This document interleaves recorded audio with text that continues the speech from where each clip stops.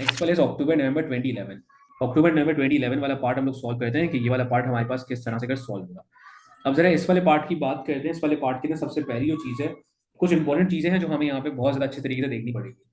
कह रहा है function f is define x belongs to real numbers, और आपके पास एफ डैश का जो वो है डिफरेंशिएशन होने के बाद आपको गिवन है the range of the function is given by range, आपको गिवन है f x is greater and equal to negative four, state the value of x for which इसका स्टेशनरी पॉइंट है। स्टेशनरी पॉइंट का मतलब ये होता है कि जो एफ डैश एक्स है ये आपके पास जीरो के इक्वल होगा, so two x minus six is equal to zero. तो यहाँ से अगर हमारे पास एक्स की एक वैल्यू निकल आई that is going to be three. तो उन्होंने एक्स की वैल्यू निकालने के लिए बोला था, you got one mark for this part. Second वाले पार्ट के लिए बोला है की बात करूँ तो हमने इंटीग्रेशन करनी है। तो हमारे पास एफ डैश एक्स का जो वो है टू एक्स माइनस सिक्स, इसकी इंटीग्रेशन करनी है। तो यहाँ पे हम क्या करेंगे, two x square divide by two, then it is going to be minus six, और एक कांस्टेंट हमारे पास लगा प्लस सी का, ये मैंने लगा दिया। अब यहाँ पे सिंप्लीफाई होने के बाद this is going to become f x, और this is going to become x square, ये हो जाएगा six x minus six x plus c. यहाँ पे सिक्स का कांस्टेंट था तो एक्स हमारे पास है। इन्होंने आपको यहाँ पे बोला गया है कि f x is greater and equal to negative four, आपको यहाँ पे रेंज दी गई है। तो रेंज इज, ये जो आपके पास टर्निंग पॉइंट आया ना थ्री, तो इसका जो y का कंपोनेंट था वो ये वाला कंपोनेंट होगा, y वाला कंपोनेंट आपके पास ये आया, क्योंकि quadratic kind of quadratic curve जो बना होता है ना, वो क्वाड्रेटिक कर्व इस तरह से बना होता है। तो जो उन्होंने आपको दिया कि यहाँ पे जो x की वैल्यू आ रही थी वो फोर, तो ये वाली जो चीज थी वो यहाँ पे क्या है, नेगेटिव फोर है। सो लोएस्ट वैल्यू, और जो आपके पास टर्निंग पॉइंट के ऊपर जो y की वैल्यू आ रही है वो आ रही है नेगेटिव फोर। तो आपने यहाँ पे y की जगह पे लिखना है नेगेटिव फोर, और x की जगह के ऊपर आप यहाँ पे थ्री पुट करोगे, and that's how you are going to solve it for this complete part. ये हो जाएगा माइनस फोर, और इस तरह से अगर ये आपके पास minus four plus nine is equal to C, और सी की वैल्यू आपके पास आ जाएगी फाइव। सो फाइनली आपके पास जो एफ एक्स की एक्सप्रेशन आ जाएगी वो अब आ जाएगी x square minus six x, और आप सी की वैल्यू लिख सकते हो पॉजिटिव फाइव। तो आपके पास ये एक्सप्रेशन आ गई for f x. So this is also done. Moving forward towards the next one. Okay, moving forward towards the next one. So for the next one we have, हमारे पास यहाँ पे given है कि फंक्शन, आपके पास दो फंक्शन है यहाँ पे। ये थोड़ा सवाल बहुत अच्छा है और इसमें काफी ज्यादा डिटेलिंग है, तो जरा इस सवाल को अच्छे तरीके से समझना। इन द वेरी फर्स्ट पार्ट वो आपसे कह रहे हैं कि आप इसको कंप्लीटिंग स्क्वायर फॉर्म में लिख के दिखाओ। इस वाले पार्ट को उन्होंने बोला कि आप इसको कंप्लीटिंग स्क्वायर फॉर्म में लिख के दिखाओ।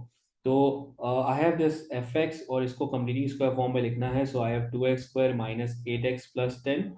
कंप्लीटिंग स्क्वायर फॉर्म में लिखने के लिए सबसे पहले मैंने टू को कॉमन लिया, so this going to become x square minus four x plus ten. ये हो गया हमारे पास।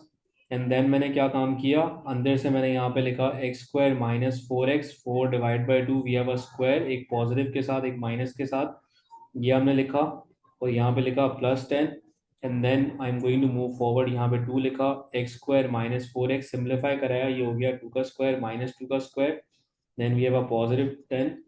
और ये इन चीज़ों को हमने ब्रैकेट के अंदर जब बंद कराया, so finally this is going to become two x minus two का होल स्क्वायर, और ये हो जाएगा minus four plus ten, and इनको मल्टीप्लाई कराओ तो ये हो जाएगा एक्स माइनस टू का whole square minus eight plus ten, and finally it is going to become x minus two का होल स्क्वायर प्लस टू। ये हमारे पास कोई कंप्लीटिंग स्क्वायर फॉर्म में हमने इसको अरेंज करा के लिख दिया। अब नेक्स्ट वाले पार्ट में मूव करते हैं towards the second part. Second वाले पार्ट में बोला है state the range of F.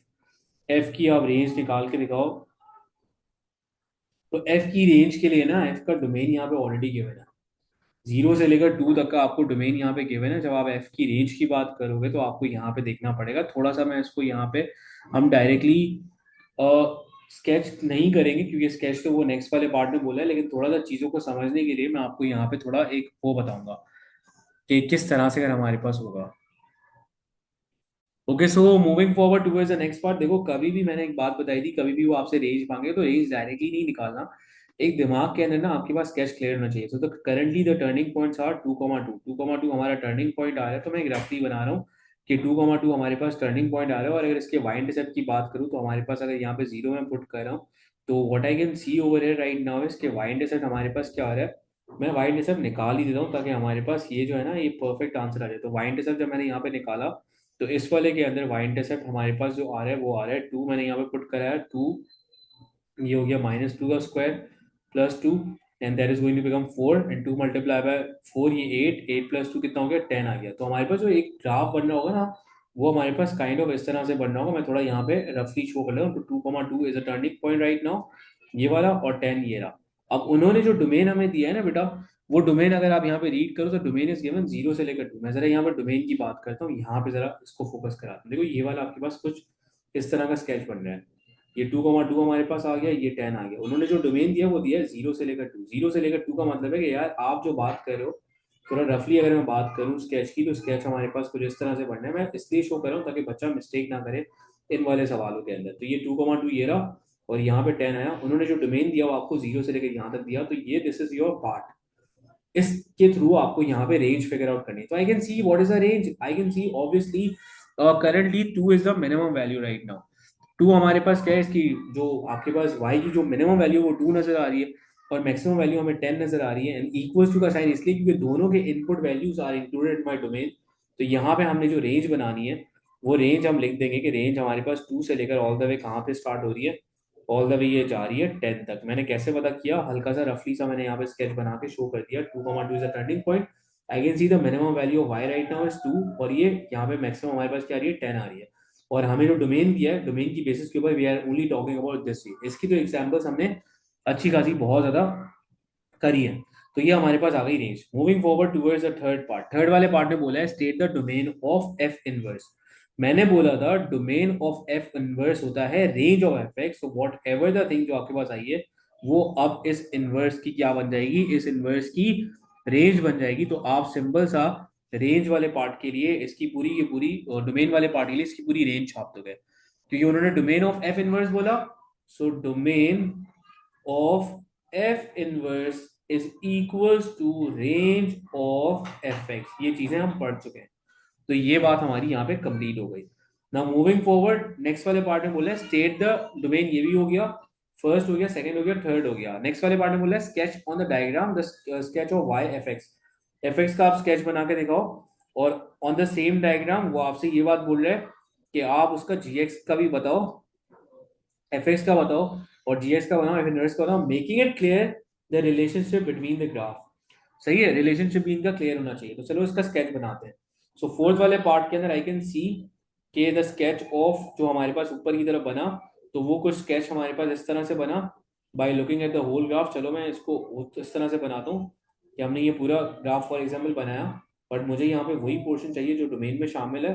तो डोमेन के अंदर जो शामिल था वो रीजन हमारे पास था, एक तो ये वाला टर्निंग पॉइंट वाला रीजन था, और यहाँ तक का हमारे पास रीजन था जो हमारे डोमेन में आ रहा है। तो मैंने ये वाला पोर्शन यहाँ पे बना लिया। जब मैंने ये वाला पोर्शन यहाँ पे बनाया, तो उसके बाद y इक्वल्स टू एक्स की लाइन बनाई। And y equals to x की लाइन, थोड़ा सा मैं इसको और बेहतर तरीके से बना रहा हूँ। तो y इक्वल्स टू एक्स की लाइन पहले बनाता हूँ मैं। y इक्वल्स टू एक्स की लाइन हमने बनाई, y इक्वल्स टू एक्स की लाइन यहाँ पे बनेगी इस तरह से कर, और ये हमारा ग्राफ बना इस तरह से कर। ये 2,2 समवेयर यहाँ आएगा, तो ये मेरा ग्राफ बना इस तरह से कर। और इसी ग्राफ का हमने क्या बनाना है, तो इसको और बेहतर कर लेता हूँ। ये ग्राफ हमारे पास इस तरह से कुछ बना, और थोड़ा सा इसका मैं वो कर देता हूँ, और ये हमारे पास इस तरह से इसका ये इनवर्स का बना with a different colour. So it is nothing but the reflection along, ये हमारे पास रिफ्लेक्शन होता है। तो इसको सिंपल से वे ये होता है बनाने का कि आप यहाँ पे क्या कर दिया करो, आप यहाँ पे कर दिया करो कोऑर्डिनेट्स। अगर कभी मसला हो ना, तो देखो ये वाला कोऑर्डिनेट हमें पता था, दिस कोऑर्डिनेट वाज 0,10 ये था, और ये 2,2 था। अब ऑब्वियसली दोनों में रिफ्लेक्शन होगी, 2,2 तो इसका कोऑर्डिनेट रहेगा ही रहेगा, लेकिन इसका कोऑर्डिनेट हमारे पास क्या हो जाएगा, इसका हमारे पास हो जाएगा 10,0। तो इसको जरा आपको क्या करना पड़ेगा, स्केच के वे में प्रॉपर तरीके से शो करना पड़ेगा। इसके अंदर प्रॉपर ड्रॉ नहीं करना होता, तो उसमें घबराना नहीं, इस तरह से बस शो कर देना कि उसका नेचर आइडेंटिफाई हो गया। So now moving forward towards this thing, fifth वाले पार्ट की तरफ मूव करते हैं। फिफ्थ वाले पार्ट में बोला है expression for F inverse. F inverse के लिए एक्सप्रेशन निकालो। अब मैंने एफ इनवर्स के साथ बताया था कि हमारे दो इक्वेशन है, एक तो ये है कंप्लीटिंग स्क्वायर वाली, बट इनवर्स के लिए आप कंप्लीटिंग स्क्वायर वाली एक्सप्रेशन को यूज करोगे। So I have 2, then I have x-2, इसको हम यूज करते हैं, देन आई हैव +2। ये इस चीज को पूरा के पूरा यूज किया। सबसे पहले f x is equals to y, हमने लिखा y is equals to 2x-2 +2, then y-2 लिखा is equals to 2x-2, we have a whole square over it. सही है, y-2 2 मल्टीप्लाई हो रहा था, उधर लेके जाके हमने क्या करा दिया, इसको डिवाइड कराया। जब हमने उधर लेके जाके इसे डिवाइड कराया, सो ये हो गया हमारे पास x-2 का whole square. Now putting around the square root on each side, square root लगाने से ये हो जाएगा कि ये हो जाएगा plus minus, you have y-2 divide by 2, और अब आपने 2 को भी उस तरफ शिफ्ट करा है plus minus, and we have y-2 upon 2। अब आगे बढ़ते हैं. So I am going to replace this thing. X को मैंने रिप्लेस करना है because x is equal to f inverse of y के साथ. तो ये हो गया f inverse of y is equal to 2 plus minus we have y minus 2 divide by 2. And then after writing the final expression हमें एक चीज के अंदर डिसीजन लेना होगा कि whether I am suppose to use a positive sign और a negative sign. अब करंटली जो मैं यहाँ पे बात कर रहा हूँ, मैं बात कर रहा हूँ यहाँ पे, this is basically called range. ये हमारे पास होती है रेंज. सही है. और रेंज हमारे पास ये एफ इनवर्स की रेंज है. एफ इनवर्स की रेंज हमारे पास किसके इक्वल है, मैं हमें बात लिखता हूँ कि range of f inverse of x is equals to domain of f x. अब इसका हमने डोमेन चेक किया. एफ एक्स का जो डोमेन था वो आ रहा था 0 से लेकर 2. यहाँ पे डोमेन में लिख रहा हूँ 0 से लेकर ऑल द वे कहां तक जा रहा है, 2 तक जा रहा है. सही है. तो वैल्यूज हमारे पास 2 होंगी और 2 से लेसर होंगी. तो अगर ये 2 से लेसर की बात कर रहा है, 2 से कम हो रही है वैल्यूज, तो यहाँ पे हमारे पास पॉजिटिव का साइन नहीं आ सकता. यहाँ पे क्या आएगा, नेगेटिव का साइन आएगा. बिकॉज वैल्यूज हमारे पास क्या हो रही है, कम हो रही है. That's why so we need to use these kind of signs ताकि हमारी इसमें हेल्प हो सके.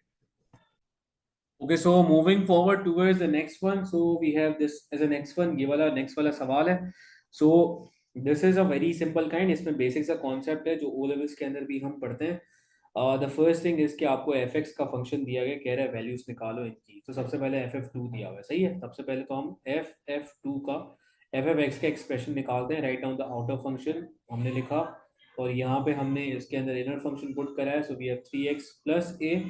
And after doing the process ये हो गया हमारे पास 9x plus 3a plus a and finally this is going to become 9x plus 4a.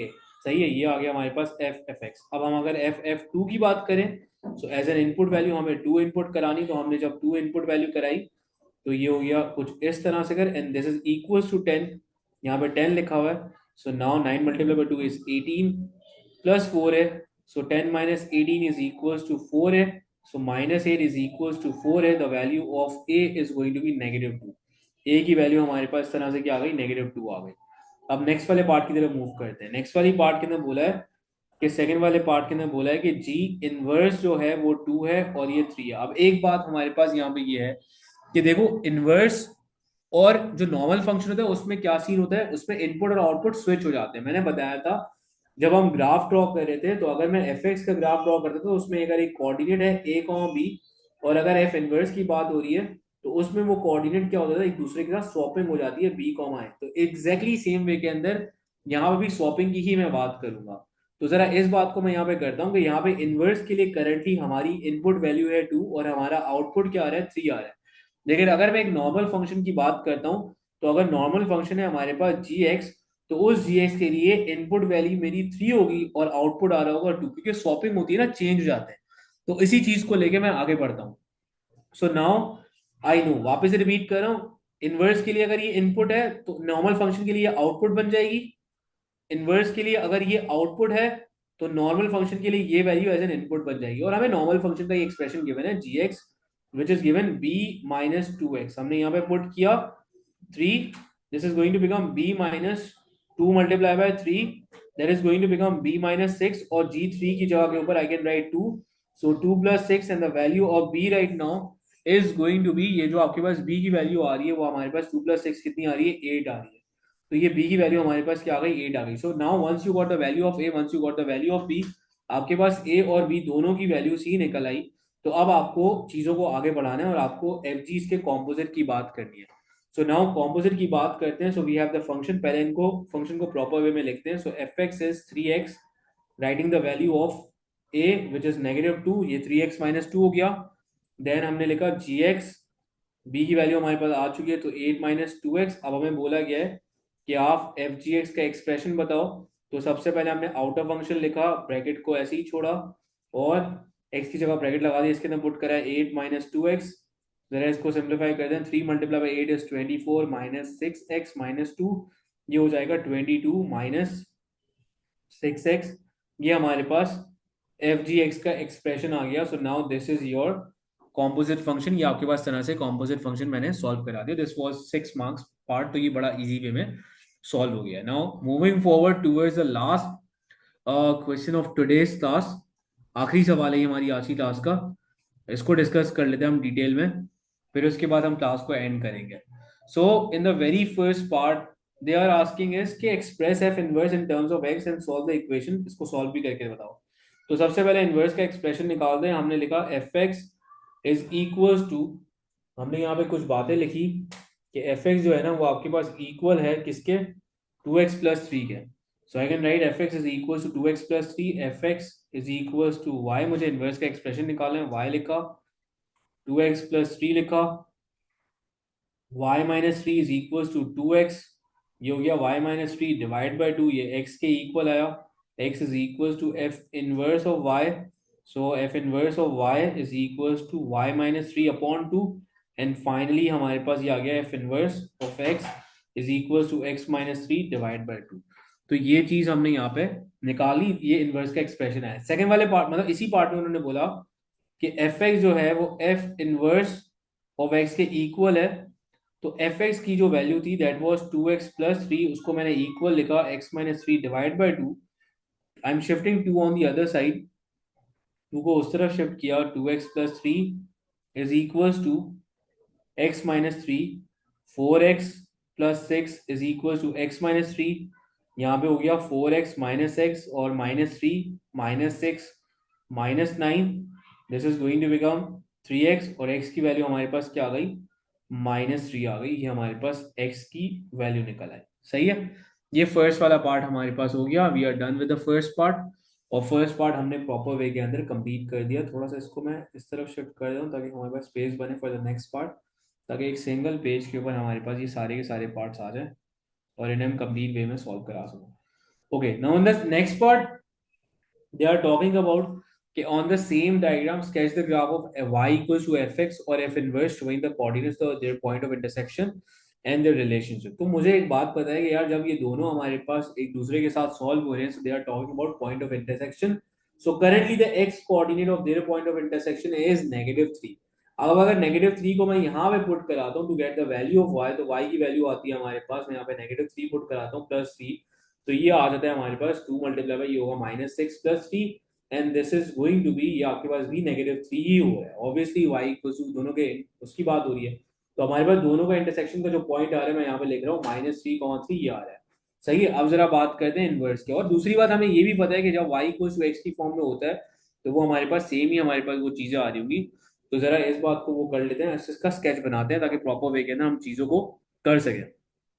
अब जरा मैं स्केच बनाता हूँ और अब देखो ये वाला पार्ट मैं किस तरह से करूंगा। So I am drawing the lines for you, ये मैंने लाइंस बनाई प्रॉपर तरीके से, और थोड़ा सा मैंने इसको इस तरह से शिफ्ट कर रहा हूँ, ये आ गया हमारे पास। और मैंने यहाँ पे वो बनाना स्टार्ट किया। सबसे पहली बार हमने थोड़ा सा मैं मार्क कर लेता हूँ हल्का फुल्का, 1 को 2, और इस तरह से मैं मार्क कर लेता हूँ। So the first thing is what I am suppose to do right now. इसके पहले मैं बात करूँ 2x+3 की, 2x+3 का मतलब है 3 हमारे पास यहाँ पे इसका y इंटरसेप्ट होगा। तो समवेयर जो दूसरी वाली जो लाइन बनेगी हमारे पास, ये हो गया 1 और ये 2, तो ये हमारे पास समवेयर यहाँ पे कहीं बन रहा होगा ग्रेडियंट 2s का, तो ये समवेयर यहाँ पे कहीं बन रहा होगा। इसी को बेसिस लेते हुए मैंने यहाँ पे एक लाइन बना दी। So this is a simple line for this kind of graph. और y इक्वल्स टू x की लाइन में ग्रीन से अगर बना लेता हूँ, ये हमारे पास y इक्वल्स टू x की लाइन बन गई इस तरह से कर। थोड़ा इस लाइन को मैं सही कर देता हूँ। So this is the line of y equals to x right now, थोड़ा और कर देते हैं। y इक्वल्स टू x की लाइन मैंने ये बना दी। और सेकेंडली मैं यहाँ पे ब्लू कलर से अगर I am going to represent the line, और ये मैं रिप्लेस, देखो ये वाला जो पॉइंट था हमारे पास वो था 0,3, तो ये वाला पॉइंट हमारे पास होगा 3,0 के ऊपर ये इंटरसेक्ट कर रहा होगा। तो I am going to draw this line like this. तो ये हमने यहाँ पे f इनवर्स की लाइन बना ली, एफ इनवर्स की लाइन हमने ये बना ली, और ये देखो ये इस पे इंटरसेक्ट करे, तो मुझे यही पॉइंट शो करना था कि यहाँ पे हमारे पास क्या करें, इंटरसेक्ट करें, and these points are intersecting at -3,3। और इनवर्स के लिए मैंने एक बात बताई थी कि f inverse of x graph is nothing but the reflection of f x along y equals to x, ये होता है हमारे पास। सही है, अब जरा नेक्स्ट वाले पार्ट की तरफ मूव करते हैं। जी एफ एक्स कह रहा है लेसर एंड इक्वल टू 16 की बात कर रहा है, इस वाले पार्ट को हम लोग करते हैं। मैं इसके लिए कुछ चीजें यहाँ पे लिख देता हूँ। पहले तो मैं इसके लिए ना थोड़े से दोनों जो वो है उनको लिखता हूँ, दोनों फंक्शन को लिखता हूँ, उसका एक रीजन है। तो मैं I am going to mark this thing, this is part number 3 we are doing right now. मैं एक बार चीजें वापस से लिख रहा हूँ। So we have a function of f x is equal to 2x+3। इसका डोमेन हमें गिवन है x is lesser and equal to 0। Then we have gx and the domain is given x² - 6x। This is हमारे पास इसका domain जो given है x is lesser and equal to 3 given है। सबसे पहली बात उन्होंने बोली है कि सवाल में जो लिखा गया है वो ये लिखा गया है कि they need g(f(x) is lesser than 16। इसके लिए उन्हें वैल्यूज चाहिए होंगी। Find the set of values of x which satisfy g(f(x) lesser than equal to 16। इसकी बात कर रहे हैं। अब जरा इस वाले पार्ट को पहले आगे बढ़ते हैं। सो फर्स्ट हम जरा इसकी बात करते हैं। आउटर फंक्शन हमने पहले लिखा। So I am going to write outer function, उसके अंदर इनर फंक्शन इनपुट कराया। 2x+3 स्क्वायर भी था, यहाँ पे भी लिखा 2x+3। फाइनली हमने एक्सपेंड किया। So this is going to become 4x², this is going to become 12x+9 minus ये हो गया 12x, 6 × 3 ये हो गया हमारे पास -18। कुछ इस तरह से अगर हमारे पास ये सॉल्व होना स्टार्ट हुआ। Now after solving the whole scenario ये यहाँ से कैंसिल आउट हो गया। 4x² हो गया, ये हो गया -9। ये हमारे पास g(f(x) का एक्सप्रेशन आ गया।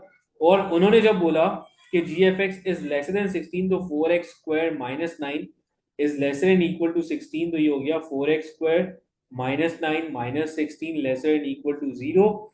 और ये हमारे पास फैक्टराइजेशन से ही सॉल्व होगा। ये हमारे पास होती है क्वाड्रेटिक इनइक्वालिटी, तो ये फैक्टराइजेशन से ही सॉल्व होती है। ये आ गया लेसर एंड इक्वल टू 0 इस तरह से कर। ठीक है, ये बात समझ में आ गई, यहाँ तक हम पहुंच गए। इसके बाद हमने जब फैक्टराइज करा तो ये देखो फैक्टराइज के लिए भी चलो एक बेसिक सा स्टेप बताता हूँ। ये 2x ये हो गया हमारे पास, ये -5 का स्क्वायर हो गया lesser and equal to 0। So दो फैक्टर्स निकल आ रहे हैं, 2x - 5 and then we have 2x +5। These are the two factors. अब ये दो फैक्टर्स हमारे पास निकल है, सही है। अब देखो अगर ये कॉम्पोजिट का सवाल नहीं होता, अगर ये नॉर्मल सवाल होता, तो नॉर्मल सवाल के लिए मैं यहाँ पे बड़ा सिंपल सा काम करता कि मैं दोनों तरफ यहाँ पे एक्स इंटरसेप्ट निकालता। अगर ये नॉर्मल सवाल होता, ये थोड़ी देर के लिए समझो कि ये कॉम्पोजिट का पार्ट नहीं है, फिर हम क्या करते हैं। अगर ये कॉम्पोजिट का पार्ट नहीं होता तो फिर हम ये करते कि हम इसके निकालते एक्स इंटरसेप्ट। और इसके एक्स इंटरसेप्ट करंटली हमारे पास आ रहे हैं 2x - 5 is equal to 0, x is equal to 5/2। एक पॉजिटिव आ रहा है, एक 2x + 5 इज इक्वल 0, एक हमारे पास क्या आ रहा है नेगेटिव आ रहा है। तो एक नेगेटिव 2.5 हो गया, एक हमारे पास पॉजिटिव 2.5 हो गया। एक मैं बोल रहा हूँ कि थोड़ी देर के लिए इग्नोर करते हैं कि ये हमारे पास कॉम्पोजिट का पार्ट है भी या नहीं है, सही है, क्योंकि मुझे एक चीज को रिलेट करते हुए बताना है। तो अगर ये कॉम्पोजिट का पार्ट नहीं है, फॉर एग्जाम्पल ये एक नॉर्मल क्वाड्रेटिक इनइक्वालिटी का सवाल है, तो हमने इसका स्केच इस तरह से बनाया, सही है। और हमने ये वैल्यूज को मार्क करना स्टार्ट किया, ये वाली सारी वैल्यूज को हमने मार्क कर दिया। And this value is going to be now -2.5, ये हो गया +2.5। एंड ये मैं जो बात कर रहा हूँ because lesser and equal to 0, तो इस वाले पार्ट की बात कर रहा हूँ। मैंने उस ग्राफ के पोर्शन को यहाँ पे शेड करना भी स्टार्ट किया फॉर दैट पर्टिकुलर पार्ट। जो इसकी वैल्यूज आ रही होंगी वो आ रही होंगी -2.5 से लेकर ऑल द वे कहाँ से कहाँ तक हम जा रहे हैं, यहाँ तक जा रहे हैं। But because it is a part of composite function, तो यहाँ पे अगर कोई बच्चा ये हरकत करेगा तो इसका मतलब है कि यार ये जो है ना वो क्या कर रहा है, बिल्कुल ही गलत कर रहा है, ये बिल्कुल ही उसकी रॉन्ग हो जाएगी। देर इज वन रीजन, उसका मैं रीजन बताता हूँ। मैंने आप लोग को बताया था कि कॉम्पोजिट के अंदर क्या होता है, कॉम्पोजिट के अंदर डोमेन होता है। अगर ये उसने आंसर लिख दिया तो ये आंसर पे उसको 0 मार्क्स मिलेंगे, इस आंसर पे उसको कंप्लीट मार्क्स नहीं मिलेंगे क्योंकि उसने कॉन्सेप्ट कोई मिस कर दिया। अब देखो डोमेन की बात थी हमारे पास, मैंने बताया था कि जब कॉम्पोजिट फंक्शन के डोमेन की बात करते थे तो usually we search for the overlapping part. इन दोनों पार्ट में से हमारे पास जहां से ओवरलैपिंग पार्ट स्टार्ट हो रहा होगा उस डोमेन को हम उस कॉम्पोजिट फंक्शन का डोमेन बना लेंगे। So currently this is x is lesser and equal to 3 and this is lesser and equal to 0। So overlapping वाला जो पार्ट है वो हमारे पास x is lesser and equal to 0 से स्टार्ट हो रहा है। तो इसका मतलब है कि इस ग्राफ के लिए जो मैं यहाँ पे बात कर रहा हूँ, अब इस कॉम्पोजिट का जो डोमेन हमारे पास बना, वो इस कॉम्पोजिट का जो हमारे पास डोमेन बन रहा है वो बन रहा है एक्सिस। मैं इसको डिफरेंट उससे कर रहा हूँ, ग्रीन से कर रहा हूँ ताकि शो करे कि ये सही चीज है। So x is lesser and equal to 0 we are talking about right now. तो हम सिर्फ इसी पार्ट की बात कर रहे हैं करंटली, जो हमें ये पूरा स्केच नहीं करना, हमें सिर्फ 0 से लेकर यहाँ तक पूरा जो है जा रहा है ये स्केच करना है, हमें ये वाला साइड स्केच ही नहीं करनी। तो मैं इस पॉजिटिव वाली साइड को मिटा दूंगा। क्यों मिटाया, क्योंकि कॉम्पोजिट फंक्शन का डोमेन निकाला। मैंने कॉम्पोजिट फंक्शन का डोमेन कैसे निकाला, दोनों के डोमेन को कंपेयर किया, कि कौन सा इन दोनों में से ओवरलैपिंग वाला पार्ट है। दोनों में से जो ओवरलैपिंग वाला पार्ट था, जहां से ओवरलैपिंग वाला एरिया स्टार्ट हो रहा है, that was x is lesser and equal to zero. तो उसको मैंने डोमेन बनाया अपने कॉम्पोजिट फंक्शन का। तो अब मैं ये वाला पार्ट मिटा रहा हूँ, ये वाला पार्ट मेरे लिए रेलेवेंट नहीं है। अच्छा, मैं पूरा ग्राफ 2 मिनट पूरा ये इसको थोड़ा चेंज करते हैं।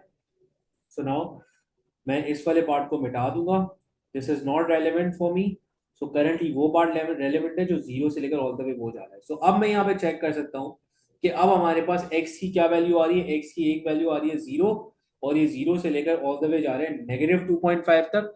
तो अब मैं यहाँ पे set of values of x जब लिखूंगा, तो set of values of x के लिए I need to write these values are going to be ये -2.5 से लेकर यहाँ तक की मैं वैल्यूज लिखूंगा।